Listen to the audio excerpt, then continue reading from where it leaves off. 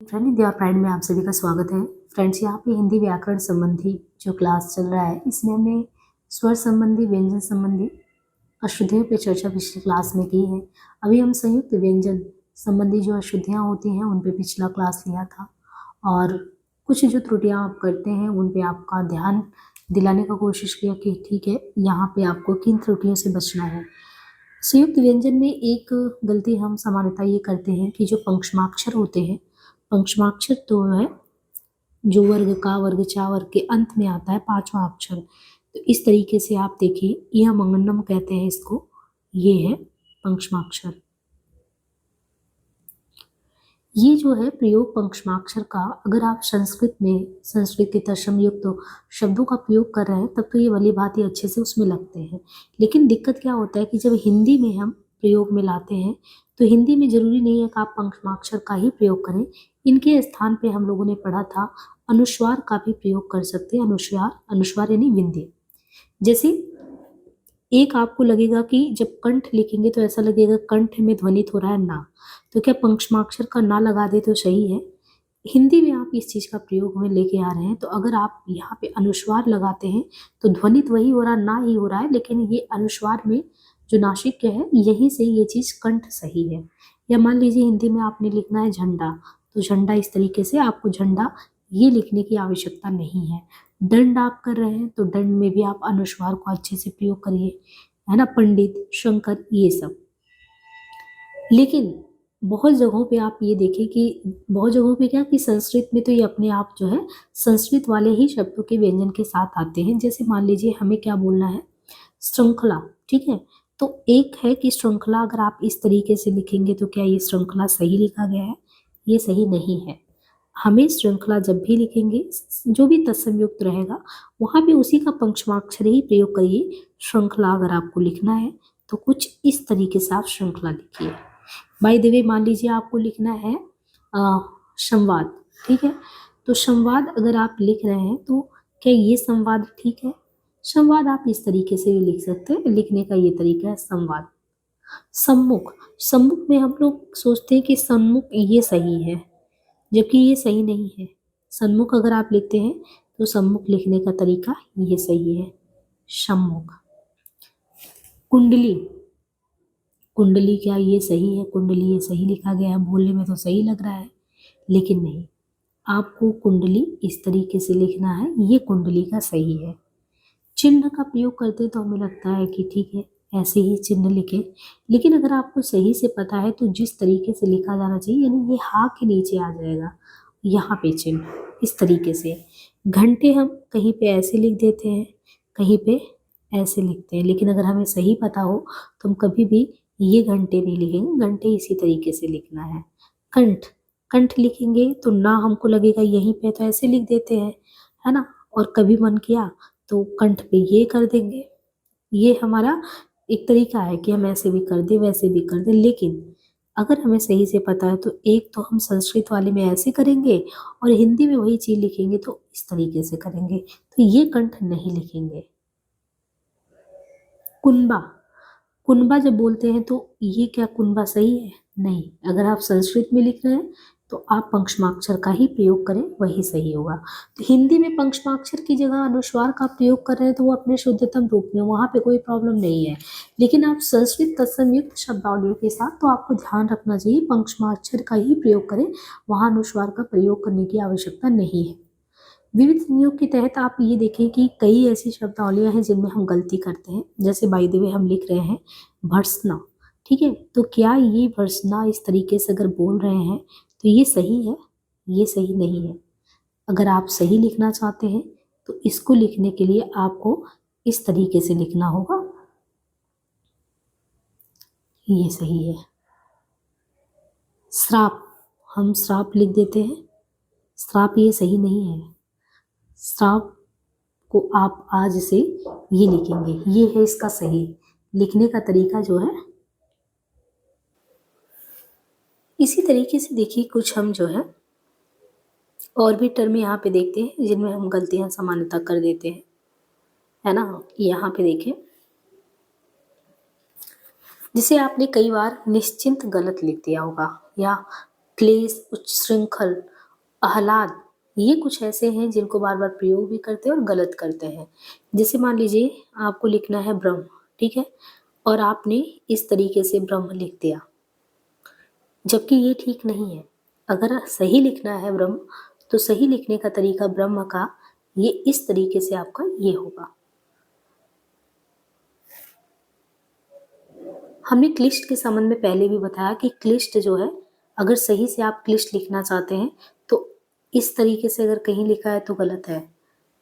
क्लिष्ट का प्रयोग करना है का, ये इस तरीके से, तो ये ठा भी नहीं है, टा है, क्लिष्ट, है ना? और असमर्थ है, कृतघ्न, कृतघ्न में गलती कर देते हैं। कृतघ्न सही लिखने का तरीका क्या है? कृतघ्न। तो ये विविध संयोग के ऐसी सामान्यतः हम गलती कर देते हैं। सतित्व, भर्त्सना, पहले भी हमने बताया। तात्पर्य में कभी-कभी गलती हो जाता है, जैसे हम तात्पर्य लिख रहे हैं और ये समझ नहीं पा रहे हैं कि यहाँ पे कहाँ लगाना चाहिए ये। जबकि तात्पर्य जब बोल रहे हैं तो अगर आप इस तरीके से बोलेंगे तो लिखेंगे भी। उच्छृंखल में गलती हो जाता है कि उच्छृंखल कैसे लिखा जाए, ठीक है? तो इस तरीके से अगर आप उच्छृंखल लिख रहे हैं और यहाँ खा लगा दिए तो ये सही नहीं है। उच्छृंखल जब भी आप लिखें तो उच्छृंखल लिखने का क्या तरीका है? ये यहाँ पे छ है और छ के जस्ट नीचे ही आप ये लगाएं और अनुस्वार ऊपर लगाएं, उच्छृंखल। ये उच्छृंखल सही लिखा गया है। उद्घाटन लिखने में गलती ये नहीं करना कि आप हलंत ही हटा दिए। हमने हलंत के संबंध में बताया था कि अर्थ का अनर्थ हो जाता है। पंक्ति हम ऐसे लिख देते हैं, ऐसे, सही नहीं है ये। पंक्ति जब भी आप लिखें तो पंक्ति लिखने का तरीका ये सही है। और कहीं कहीं तो जो चीज़ों में संयोग नहीं करना चाहिए वहाँ पे भी हम कर देते हैं। जैसे मान लीजिए ये है पार्श्विक, हमें लगा कि ये पार्श्विक तो हमने सही लिखा है, जबकि ये सही नहीं है। पार्श्विक लिखना है आपको, तो ये इसमें हमें देखना है कि वा पे जो है छोटी ई की मात्रा का प्रयोग होना है कि बड़ी ई का। छोटी ई की मात्रा का प्रयोग होना है। वयस्क, वयस्क किस तरीके से लिखना है? वयस्क लिखने का तरीका क्या है? ये है वयस्क। और एक चीज ये भी ध्यान रखना है कि ई की मात्रा को पूरे संयोग से पहले लगाना चाहिए। जैसे साधारण पाई वाले व्यंजन में संयोग लिखने का यानी व्यंजन संयोग लिखने का सही ढंग क्या होना चाहिए? जैसे ये का है, आधा ख है, खा में भी आधा खा है, गा में भी आधा का है, घा में भी आधा है। जैसे घा में आप लिखना है कोई वो तो श्लाघ्य है, तो श्लाघ्य आप इस तरीके से लिखें। अगर त्याज्य लिखना है तो हमें ये ध्यान रखना है कि कहाँ पे क्या चीज़ प्रयोग में लाना है, तो कहाँ पे उस चीज़ का प्रयोग करना है। जैसे ध्यान है, तो इसमें ये होता है कि कोई भी टर्म जब भी हम प्रयोग में लेके आते हैं तो साधारण पाई वाले व्यंजन में संयोग लिखने का तरीका कैसे होना चाहिए। अगर व्यवहार लिख रहे हैं तो ये इस तरीके से और फिर व्यवहार। स्वप्न लिखना है तो कहाँ पे बिठाना है इसको, स्वप्न कैसे लिखना है। तो ये कुछ ऐसी चीजें हैं ना कि अगर हम इसको लिखने में त्रुटि करते हैं तो उसका अर्थ का अनर्थ होता ही है। ये हमें ध्यान देना है। और बहुत सारे ऐसे टर्म प्रयोग में आते हैं, बहुत सारे में तो आपको वही चीज़ देखेंगे कि रिपीटेड फॉर्म में भी हो जाता है। अच्छा, इसमें दो प्रकार से आगे और नीचे से ये हो गया, इस तरीके से भी लिखने में आता है ना, यानी डबल बार ना का प्रयोग हो गया। तो हमें इन सारी चीज़ों पे ध्यान रखना कि ऐसी चीज़ों की गलती नहीं करनी है। और वैसे भी संयुक्त व्यंजन के तहत यही सब चीज़ें थी जिन पर हमने बात कर ली है। नेक्स्ट क्लास में व्यंजन द्वित्व के तहत देखेंगे कि व्यंजन द्वित्व का किस तरीके से सही लिखना चाहिए, और कुछ उसमें भी व्यंजन द्वित्व के तरीके में भी कुछ देखेंगे कि क्या चीज़ें हैं। और फिर हम बहुत सारी भूल, स्वर संबंधी भूल, व्यंजन संबंधी भूलें और बहुत सी चीज़ें जो गलतियाँ करते हैं, तो धीरे धीरे हम व्याकरण के कुछ कॉन्सेप्ट को आपको क्लास के स्टार्टिंग में बताते रहेंगे और इसके बाद हम PYQ पे जस्ट बात करेंगे। तो हम वाक्यांश के लिए एक शब्द देख लेते हैं, ठीक है। देखिए वाक्यांश के लिए एक शब्द में जो है खाने की इच्छा को क्या कहते हैं? खाने की इच्छा है मुमुक्षा, बुभुक्षा। बुभुक्षा, देखिए यहाँ पे बुभुक्ष है, बुभुक्षा है, जो गुप्सा है। यूपीएससी लेक्चरर में ये आया हुआ कि खाने की इच्छा अगर आपको हो तो आप क्या कहेंगे। देखिए बुभुक्ष कहेंगे कि बुभुक्षा कहेंगे, ये दोनों में भी कंफ्यूज करने के लिए ही दिया है। तो ये ध्यान रखना, खाने की इच्छा के संबंध में हम बुभुक्षा का प्रयोग करते हैं। मुक्त मुक्ति या मोक्ष की इच्छा है तो मुमुक्षा, यानी खाने की इच्छा है तो बुभुक्षा। मुक्ति या मोक्ष की इच्छा है तो मुमुक्षा, मरने की इच्छा है तो इसको क्या कहेंगे, मुमूर्षा। जिसे मुक्ति या मोक्ष की इच्छा है ना तो मुमुक्षा, मरने की इच्छा है तो मुमूर्षा। जिसकी भुजाएं बड़ी हो महाभाव, जो राज या राजा से द्रोह करे राजद्रोही, पाने की इच्छा लिप्सा, जो शास्त्र को जानता हो, शास्त्र को जानता हो शास्त्रज्ञ।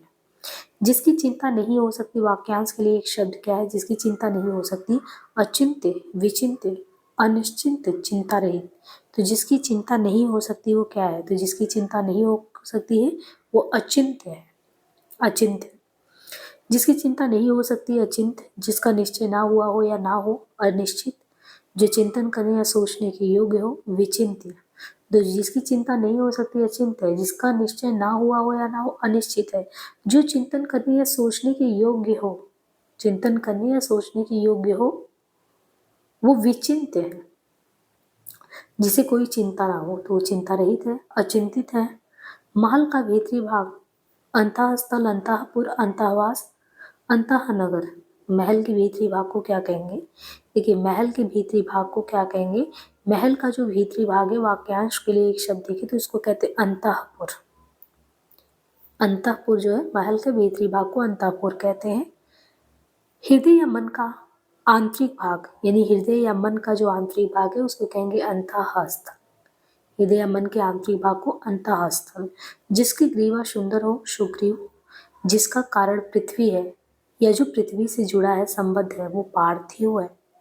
जिसे देखा नहीं जा सकता अलक्ष्य या अदृश्य है। तो हृदय या मन का आंतरिक भाग अंतःस्थल, जिसकी ग्रीवा सुंदर हो सुग्रीव, जिसका कारण पृथ्वी या जो पृथ्वी से जुड़ा हो पार्थिव, जिसे देखा नहीं जा सकता अलक्ष्य, जो आमिष मांस नहीं खाता हो तो निरामिष कहेंगे, निरामिष। जो मांस नहीं खाता हो निरामिष। जिसे नहीं जीता जा सके अजेय, जिसे आप जीत नहीं सकते वो अजेय है। जहां तक सध सके, वाक्यांश के लिए एक शब्द है जहां तक सध सके, यथा साध्य, यथा संभव, यथा कर्म, यथा योग्य। तो जहां तक सध सके उसके लिए क्या कहेंगे, देखिए जहां तक सध सके वाक्यांश के लिए एक शब्द है यथा साध्य। जहां तक सध सके वहां पे यथासाध्य। जो क्रम के अनुसार हो यथाक्रम, जहां तक और जितना संभव हो यथासंभव। हमेशा घूमते रहने वाले को क्या कहते हैं, हमेशा घूमते रहने वाले को यायावर। युद्ध करने की प्रबल इच्छा हो तो युयुत्सु, युद्ध करने की प्रबल इच्छा युयुत्सु। जैसा उचित हो वैसा यथोचित, जिसने यश प्राप्त किया हो यशस्वी। जो जितना योग्य है उसको कहेंगे यथा योग्य। जो मर रहा हो उसके लिए एक शब्द है जो मर रहा हो, मुमूर्षु। अब यहाँ पे एक चीज ध्यान रखना है कि क्या गलती हो जाता है, मुमूर्षु देखिए लिखने में हम कभी भी गलती ना करें। मूर्ष किस तरीके से लिखा गया है, कहाँ पे छोटा ऊ का प्रयोग है, कहाँ पे बड़ा ऊ का प्रयोग है। तो मुमूर्षु, छोटा ऊ, बड़ा ऊ और रा, रेफ वाला, मुमूर्षु। जो मर रहा हो उसके लिए एक शब्द है मुमूर्षु।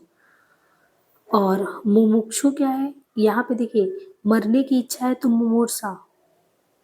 मुमूर्ष तो जो मर रहा हो उसके लिए मुमूर्ष, लेकिन जो इच्छा रखता है उसके लिए मुमूर्षा, मरने की इच्छा। मुमुक्षु, मुमुक्षु मोक्ष की इच्छा।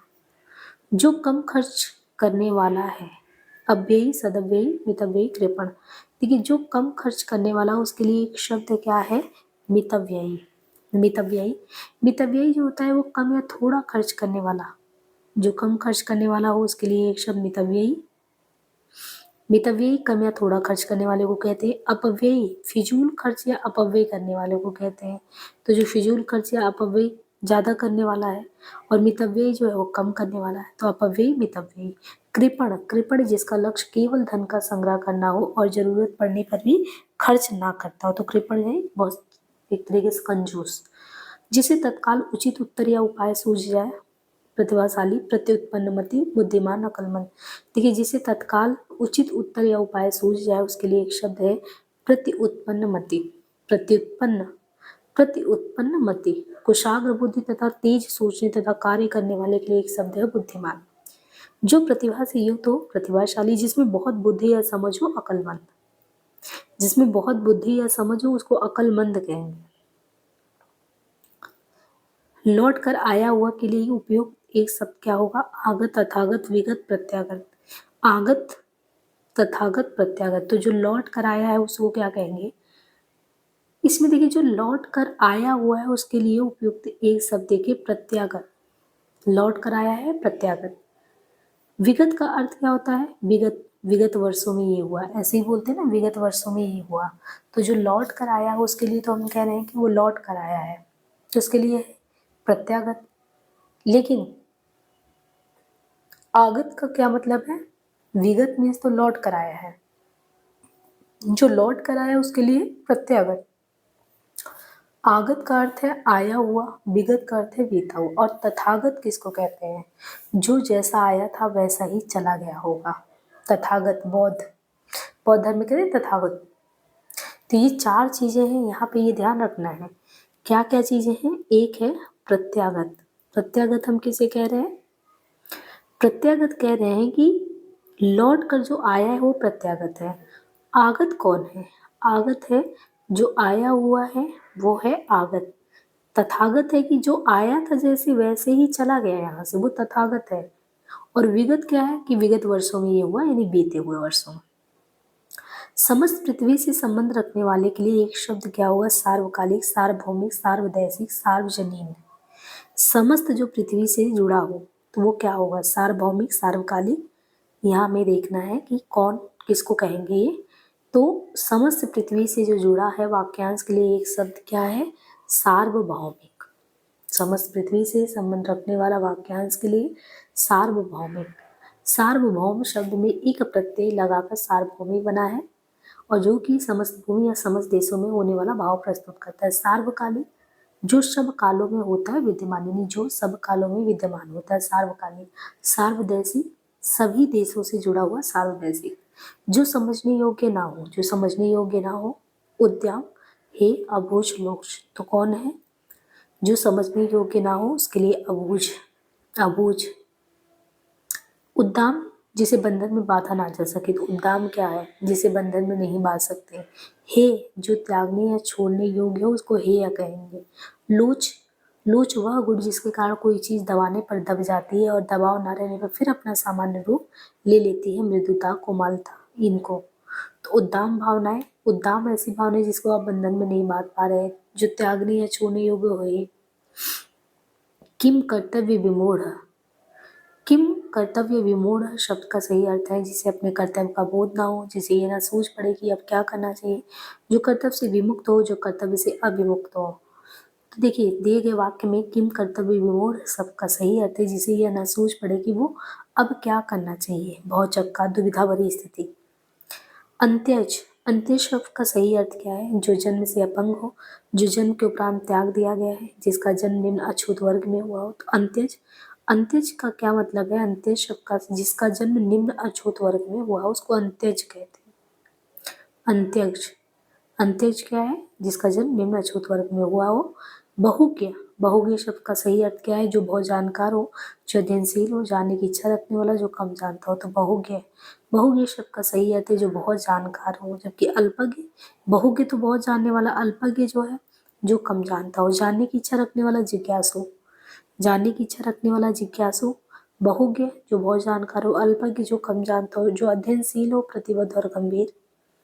उन्नत मना शब्द का सही अर्थ क्या है? उन्नत मना, अच्छे भाव एवं विचारों से युक्त, समान भाव एवं विचारों से युक्त, सामान्य भाव एवं विचारों से युक्त, उच्च भाव एवं विचारों से युक्त। उन्नत मना, उन्नत मना शब्द का सही अर्थ है उच्च भाव एवं विचारों से युक्त, हृदय वाला जो सहृदय व्यक्ति हो, उन्नत मना उसे कहते हैं। सदा स्नाता, सदा स्नाता शब्द निम्नलिखित में से किस वाक्यांश पर लागू होता है? जो सदा स्नान करती हो, जो सदा नत बनी रहती है, जिसने अभी अभी स्नान किया हो, जिनमें से कोई नहीं। सदा स्नाता, जिसने अभी अभी स्नान किया। वाक्यांश के लिए एक शब्द सदा स्नाता का प्रयोग होता है, जिसने अभी अभी स्नान किया हो। दूर से फेंक कर चलाए जाने वाला हथियार क्या कहलाता है? तो दूर से फेंक कर चलाए जाने वाला हथियार अस्त्र, शस्त्र, आयुध, तलवार। देखिए दूर से फेंक कर अगर चलाया जा रहा है तो दूर से फेंक कर चलाए जाने वाले अस्त्र, चलाए जाने वाले हथियार को क्या कहते हैं? अस्त्र कहते हैं हम। अस्त्र का एग्जाम्पल है भाला। भाला फेंक के आप चला रहे हैं तो दूर से फेंक कर चला रहे हैं, तो वो दूर से फेंक कर चलाए जाने वाला हथियार अस्त्र है। इसी प्रकार हाथ में अगर पकड़ कर चलाए जा रहे हैं तो वो शस्त्र है। तो दो चीजें हैं, अगर आप चीजों को दूर से फेंक रहे हैं तो वो अस्त्र है, और वही चीज हाथ में पकड़ के कर रहे हैं, चला रहे हैं हथियार को, तो शस्त्र है। शस्त्र का उदाहरण है तलवार। हाथ में पकड़ के तलवार है, बंदूक है, ढाल है, ये शस्त्र है। लेकिन अस्त्र है फेंक कर, भाला फेंक कर। आयुध जो है कोई भी उपकरण जिनका प्रयोग अपने शत्रु को चोट पहुंचाने या वश में करने के लिए किया जाता है तो आयुध होता है। तलवार एक क्या है? शस्त्र है। क्यों? क्योंकि तलवार को आप देखिए हाथ में पकड़े हैं, तो हाथ में पकड़ के शस्त्र, और जो फेंक कर आप कह रहे हैं कि जो फेंक कर चलाया जाए भाला, वो अस्त्र है। तो तलवार क्या है? एक शस्त्र है। इनमें से शब्द और उनके सही अर्थ का एक जोड़ा देखना है, वो है युयुत्सु युद्ध करने की इच्छा, मुमुक्षु मोक्ष प्राप्ति की अभिलाषा, जिज्ञासु जानने की इच्छा, तितीर्षु तप करने में संलग्न। अब यहाँ पे देखिए, तितीर्षु जो होता है ना, वो तप करने में संलग्न है, इसका शुद्ध अर्थ वो नहीं है। तितीर्षु जो है, तितीर्षु कहते हैं तैरने की इच्छा रखने वाला व्यक्ति। जो तप में है संलग्न, वो तो तपस्वी है। तो तैरने की इच्छा है तो तितीर्षु, जिज्ञासु जानने की इच्छा, मुमुक्षु मोक्ष प्राप्ति का विलासी, युयुत्सु युद्ध करने का इच्छुक। जो समाचार भेजता हो के लिए एक शब्द का होगा संवाददाता, प्रेषक, सूचक, दूत। तो जो समाचार भेजता हो वाक्यांश के लिए देखिए संवाददाता। जो समाचार भेजता हो वो संवाददाता है। विभिन्न प्रसारण माध्यमों को समाचार उपलब्ध कराने वाले को संवाददाता कहते हैं, जबकि पत्र भेजने वाले को प्रेषक, सूचना देने वाले को सूचक, दूत संदेश पहुंचाने वाले व्यक्ति को दूत कहते हैं। किसी वाक्यांश के लिए सही शब्द देखा गया है जिसको पूर्व जन्म की बातें याद हो। जात स्मरक, जिसका यवन छत नहीं हुआ है, छत यवन। ईश्वर पर विश्वास करने वाला नास्तिक, कलम की कमाई करने वाला मत्स्यजीवी, कलम की कमाई। तो कलम की कमाई खाने वाला मत्स्यजीवी सही है, जबकि अन्य के सही शब्द इस प्रकार है, जिसका यवन छत नहीं हुआ है, चिर यवन। ईश्वर पर विश्वास करने वाला आस्तिक, ईश्वर पर विश्वास न करने वाला नास्तिक। जंगल में लगने वाली आग को क्या कहते हैं? बड़वाग्नि, जठराग्नि, दावाग्नि। तो देखिए, जंगल में जो आग लगता है उसको क्या कहेंगे? जंगल में लगने वाली आग को दावाग्नि कहते हैं।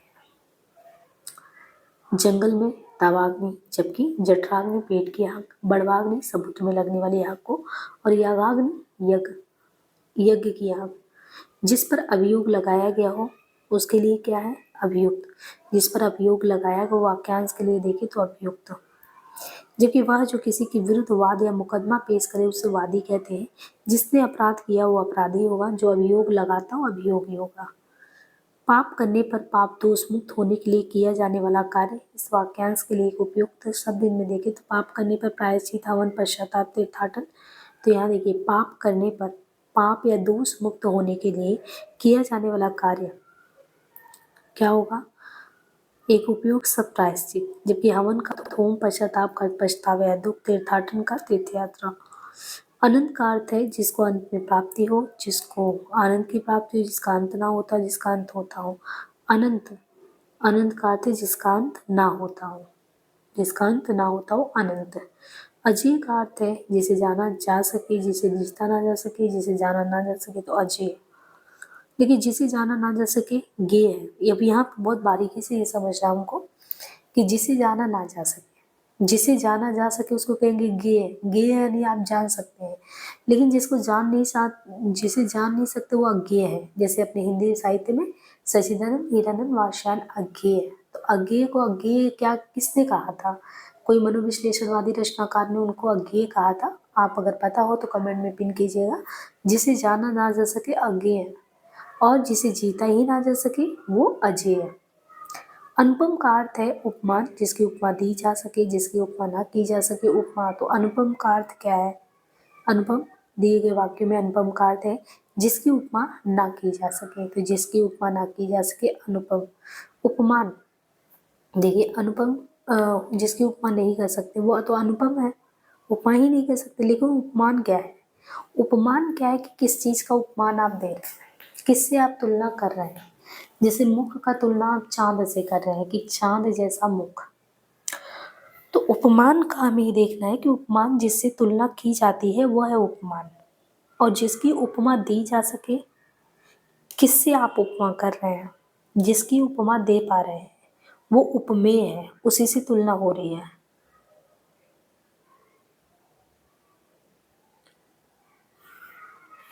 उपमा दो वस्तुओं को एक दूसरे के समीप रखकर मापना या तोलना उपमा है। तो उपमा।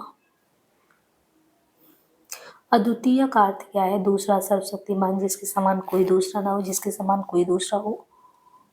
अद्वितीय का अर्थ है जिसके समान कोई दूसरा ना हो। वैसे इसका शाब्दिक अर्थ है न द्वितीय। दूसरा, सर्वशक्तिमान, असीमित शक्ति होने का गुण। सर्वशक्तिमान, जिसकी कल्पना ना की जा सके, एक शब्द है। अकल्पनीय, अद्भुत, विकल्प, असंभव, तो जिसकी कल्पना नहीं कर सकते, अशब्द अकल्पनीय, जो कभी घटित ना हो सकता हो, असंभव। वह अवस्था जिसमें कई विषयों या बातों में से कोई एक विषय या बात चुनने का अधिकार है, विकल्प। अद्भुत, आश्चर्यजनक, अनोखा, साफ इनकार करना, इस अर्थ की अभिव्यक्ति के लिए मुहावरा है। मुट्ठी में होना, टका सा जवाब, मिट्टी खराब करना, मुंह ताकना, साफ इनकार करना, मतलब मना ही कर देना, तो टका सा जवाब दे देना। आश टूट गई जिसकी, उसके लिए क्या है, लक्ष्य पर, धैर्यवान, साहसी, हताश, तो उम्मीद ही नहीं रहा तो यानी हताश हो गए। जिस व्यक्ति का चित्त किसी भी देश, काल और परिस्थिति में एक समान रहता है, उसके लिए अलौकिक, शांत चित्त, स्थिर चित्त, समदर्शी, तो उसका मन जो है शांत चित्त है। तो एलटी में आया हुआ क्वेश्चन है, जिस व्यक्ति का चित्त किसी भी देश, काल और परिस्थिति में एक समान रहता है, उसके लिए एक शब्द है शांत चित्त। वाक्यांश के लिए देखिए, वह जो सभी को समान दृष्टि से देखता हो, जो सभी को समान दृष्टि से देखेगा वो है समदर्शी। जो इस लोक का ना हो, अलौकिक, जिसका चित्त या ध्यान किसी एक बात में लगा हो, वो व्यक्ति है स्थिर चित्त। जहाँ जाना ना संभव हो, उनके लिए एक शब्द है निम्न में से, देखिए जहाँ जाना ना संभव हो उनके लिए देखिए अगम्य, आगम्य, अगम्य, अगमय, तो जहाँ जाना संभव, जहाँ जाना ना संभव हो उनके लिए प्रयोग क्या करेंगे, जहाँ जाना ना संभव हो के लिए एक शब्द है अगम्य। भाषा की सुदृढ़ता, भाव की गंभीरता और उच्च शैली के लिए आवश्यक है कि लेखक शब्दों या पदों के प्रयोग में संयम से काम ले, ताकि वह विस्तृत विचारों या भाव को थोड़े से शब्दों में व्यक्त करें। अन्न को पचाने वाली अग्नि है जठराग्नि। उदर में अन्न को पचाने वाली अग्नि को जठराग्नि कहते हैं। समुद्री जल में लगने वाली आग को बड़वाग्नि, जंगल में लगने वाली आग को दावाग्नि या दावानल। देवताओं का उपवन नंदनकानन, स्वर्ग, अशोक वाटिका, कोई नहीं, तो देवताओं का उपवन क्या है, नंदनकानन है। देवताओं का उपवन नंदनकानन। अशोक वाटिका, शोक को दूर करने वाला रम्य स्थान अशोक वाटिका, व बगीचा जिसमें अशोक के पेड़ लगे हों। स्वर्ग, जहाँ हिंदू देवी देवताओं का वास हो। जिसकी आशा ना की गई उसे क्या कहते हैं, निराशा, उपेक्षा, अप्रत्याशित, असंभव, तो क्या हो जाएगा, अप्रत्याशित। जिस पर अनुग्रह किया गया हो, अनुग्रहित, अनुग्रहित। अभिनीत की सब शुद्धियों में भी ये गलती करते हैं, हमें नहीं पता होता कि कौन सा सही है। जिस पर अनुग्रह हुआ हो उसको अनुग्रहित कहते हैं, अनुग्रहित। लिखने में भी ये गलती नहीं करना, वर्तनी की अशुद्धियों में ये चीज़ करते हैं, तो प्रयुक्त होने वाला एक शब्द अनुग्रहित होगा। बाकी जितने भी वो गलत है। निराशा जहाँ आशा का अभाव हो, और उपेक्षा जहाँ तिरस्कार, निरादर, अवहेलना का आभास हो। जो पहले कभी ना हुआ हो, अद्भुत, अपूर्व, अभूतपूर्व, अभूतपूर्व, जो पहले कभी नहीं हुआ हो, अभूतपूर्व। जबकि अद्भुत का जिसके विषय में आश्चर्य प्रकट हो, अनुपम का जिसकी कोई उपमा ना हो, अपूर्व का जो पहले कभी ना हुआ हो। जिसमें जानने की इच्छा हो, जितेंद्रिय, जलचर, अजेय, जिज्ञासु, तो जिसमें जानने की इच्छा हो, जिज्ञासु। जितेंद्रिय, जिसने इंद्रियों को जीत लिया हो, तो जितेंद्रिय, जिसने इंद्रियों को जीत लिया हो। जलचर, जो जल में निवास करता है, जलचर। अजेय, जो जीता ना जा सके। निसफल ना होने वाला क्या कहलाता है, अमोघ। निसफल ना होने वाला अमोघ। सब कुछ जानने वाला, सर्वज्ञ, बुद्धिमान, सर्वज्ञ क्या है, तो यहाँ पे हम देखें तो जो सब कुछ जानने वाला है उसके लिए सर्वज्ञ कहते हैं, क्योंकि वो सब कुछ एक तरीके से जानने वाला है। शक्ति की उपासना करने वाले को कहते हैं शैव, शाक्त, वैष्णव, नाथपंथी, तो जो शक्ति की उपासना करने वाला है शाक्त है। शैव शिव की उपासना करते हैं, वैष्णव विष्णु की, नाथपंथी गोरखनाथ संप्रदाय को मानने वाले। दोपहर का समय, दोपहर के समय को क्या कहते हैं, कौन सा, रात, अपराह्न, संध्या, मध्याह्न, तो देखिए दोपहर के लिए जो समय है उसके लिए दोपहर के लिए मध्याह्न। मध्याह्न भी देखिए कैसे लिखते हैं, मध्याह्न। अपराह्न दोपहर के बाद का समय अपराह्न, दोपहर के पूर्व पूर्वाह्न। शाम का समय संध्या, शाम के बाद का समय रात। सूर्यास्त से कुछ देर पहले का समय गोधूली बेला। पानी में आग लगाना, पुरानी दुश्मनी को ताज़ा करना, असंभव कार्य को संभव कर डालना, शांति में विघ्न डालना, चुप होना, तो पानी में आग लगाना नहीं, असंभव कार्य को कर डालना। दोपहर के बाद के समय को देखें तो दिन, अपराह्न, संध्या, पूर्वाह्न, तो दोपहर के बाद के समय को